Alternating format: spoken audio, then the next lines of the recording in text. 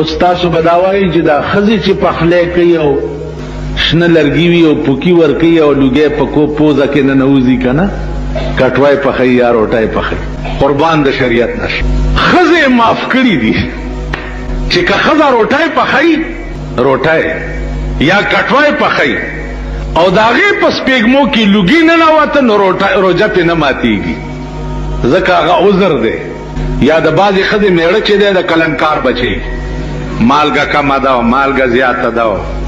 مرچکه ده سي ده او پلانې ده او دا بازي سړې بار ګیدړی کور کې خزو لزمري خیر اوس ټول سړی ګیدړان دي که خیر اوس خزې زمري دي لاړې د مامای بڼای کړی اوس خزې بداسې سوري ګرځي لکه اسپې هغه زمانے لاړې وہی وہ دن گئے جو خلیل خان فاختہ اڑایا کرتے تھے چې خزو بستاو کم منلو هغه زمانے لاړې کلو کې غرونو کې باز سړی ناړي دې مالګه کم زیاته باندې جګړه کوي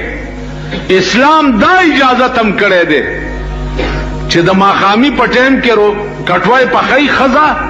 ناغه تلک سکلم په جبر روادي خو بیا به زر تو کی چې مالګه ته کم زیاته نشي سکلم ورته روادي تاسو خیال لرئ نو تکلیف مالا یطاق په اسلام کې نشتا کم شی چې ستا د وس نه بار دی هغه اسلام پتا ضروری کړي نه دي یو سړی د داسې بیمار شو 104 105 106 ټمپریچر دی او هغه ډاون کیږي نه به د دوايانو نه اوس مليان ورته وایي چې نه ترغه بروجه نه ماته چې ترسوس مکه او اسمان پیژني نو په ایمان وای چې د ازمکه او اسمان پیژندل پریدي نو دی به مړی کې ژوندې وي خو مړ به کنه چې ازمکه او اسمان پیژني ترغه روجه ماته نه ایماندار او نیک ډاکټر چې خپل روزدار وي او هغه درته وي چې بچیا کا روزه دې ماته نکړه نو نور خرابېږي نو داغه په وینا به ټیک روزه ماته کې چې جوړ شي روزه نه پس به دا روزه بیا ونیسي تاسو خیال را چې زمکه عثمان پیجنې او زمکه عثمان فرق کولای شي نو روزه به نه خوري دام زمونږه د بے علمه خبرې دي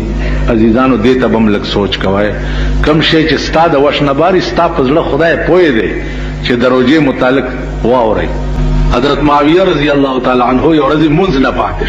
چې مونږ نه سار جمع نه پاتې شونو ټول ورځ په جړه تیر کړ چې سار جمع را نه قضا شو نو الله ملائکو ته حکم وکړو چې معاویه ته یو په 15 زیات ثواب ولیکي د په جمع پسې وجړل بل سباله شیطان د مخپین او خذلو چې پاسه د جمع وخت سو کې ول ز شیطانم ول پرون چرته وی پرون ماوی چې ثواب در نه لار شي خدای درته 15 درجه زیات ولیکلو نو پاسه چې نه درته زیات نه لیکي نو خدای دار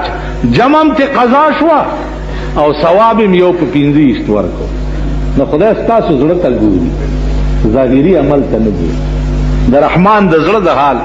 خپل یار ورته وی چې نمره لیوانه نه چې لا تمره ته چغي وهي هغه ورته د رحمان د زړه د حال خدای خبر ده چې پزړه کې د یار د غم څه دي ستا پړه کې چې د خدای د وجه څه شي کنه او خدای د پاره د کوم مینه قسم په خدای چې ټوله روزه وخوري کنه بم خدای اجر درکړي په دې روزه کې خله قابو کوي څنګه روزه چې په خوراک سکاک ماتيږي دا سه روزه چې د بل د پاره کوې کني او د بل شیطانت کې او بل پسې بدوي په دې روزه ماتي جواب دې خبرو بولېږي د باز ائمه او دا مذهب دی چې د چا غیبت چې وکي په دې روزه ماتي نو غیبتونو نه ځان ساته امام حنبل خدای ته وي ته په څه خوشاليږي یا الله نو الله ورته چې حنبلا زما د خوشاله لوی شی چې د تلاوت القرآن دی څوک چې قرآن ډېر لولي زه په ډېر خوشالېږم په دې روزه کې چې اوسګار ټول ورځ قرآن لولای الله دې توفیق درکړي باقی روزه په سماتيږي او په سنماتيږي یو لوی خبره ده چې هغه دنیا په مصیبت گرفتار ده او بل دا چې د روزه دا بعضی مسلې ګوره ار مولا پويګم نه ارچانه تپوس مکوي د لپاره خاص خلقي او تپوس به د خاص خلقو نه کوي د علماء دیوبند دا فتوا ده او مولانا شبیر په دې کې مستقله رساله لیکلې ده چې پروژه کې سړی ستنو وای نو روزه په نه ماتي ستنوال په مټ کې یا په پتون کې په دې روزه نه ماتيږي. روزه په هر هغه شي ماتيږي چې هغه جوف د دماغ او جوف د خېټې ته معدې ته رسی، په هغې روزه ماتيږي. چې کوم هغه مستقر د جوف ته کوم شی نه رسی، په هغې روزه نه ماتيږي. د انجکشن دوايي په غوښه کې سرایت کوي، او جوف د معدې ته هم نه رسی او جوف د دماغو ته هم نه رسی. تاسو خیال راغلی؟ نو انجکشن والو باندې روزه نه ماتيږي. دنیا مولیان به درته وایي دارو پکې دننه لاړه نو څنګه روزه ماته نشو، وایي نشته. او که ډېرې تنګولی دې مرۍ نه ونیسئ او په وله کې وغورځوئ، وایي ملا صاحب پکې نشته، په آرام کښېنه. بنیادي خبره ما تاسو ته عرض کړه چې په هیڅ انجکشن روزه نه ماتېږي. دا تحقیق چې علماء دیوبند کولو او دا فتوا یې ورکوله،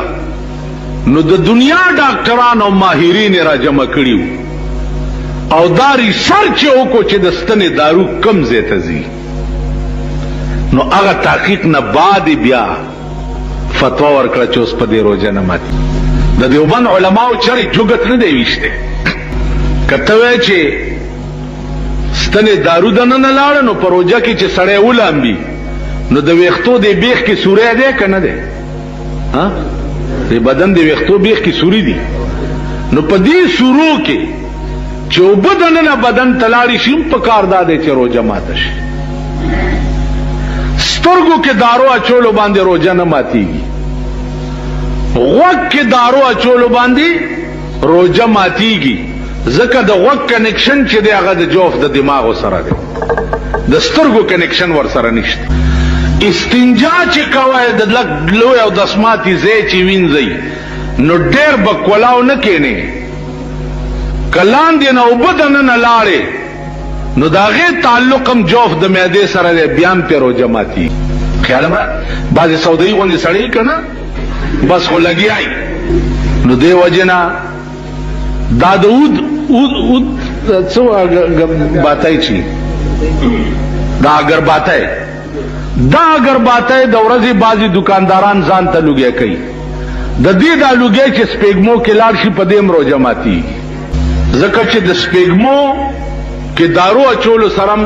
روزه ماتېږي. د دې تعلق هم جوف د دماغو سره دی. سپېلني لوګی کول ځان ته هغه لوګي چې لاړ شي. خیال هم را بعضې سودایي غوندې سړی که نه بس خو لګیایي